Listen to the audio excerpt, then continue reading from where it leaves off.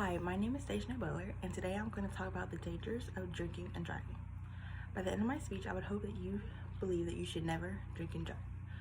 Drunk driving leads to thousands of deaths a year and can be preventable by finding a ride home or simply staying home. About 30 people die every day from drunk-related car accidents, which is about one person every 50 minutes. Out of all traffic accidents, about 30% are caused by drunk driving. Today we will discuss first how alcohol affects your body and brain. Secondly, why you need your brain to be sober and healthy to drive properly.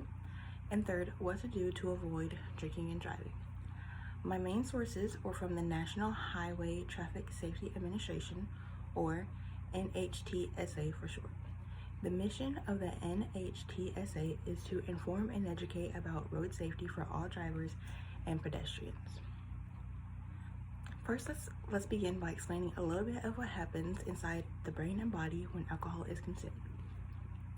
Alcohol affects the brain by cutting off or slowing down chemical reactions between brain cells or neurons. When these chemical reactions are slowed, it takes a toll not only on your brain, but your entire body.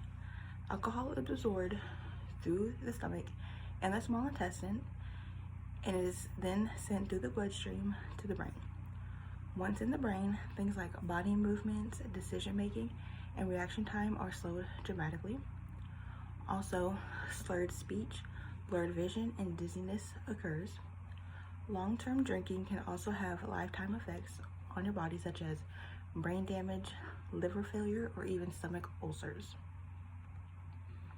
Next, you might ask, why do you need to be sober to drive? Well, there are lots of different situations and events that can occur while you are driving. When we are driving, we do not drive alone. There are always people on the road that we need to be cautious about. Other cars may drift into your lane, or a deer might be in the middle of the road, or some cars in front of you may suddenly brake.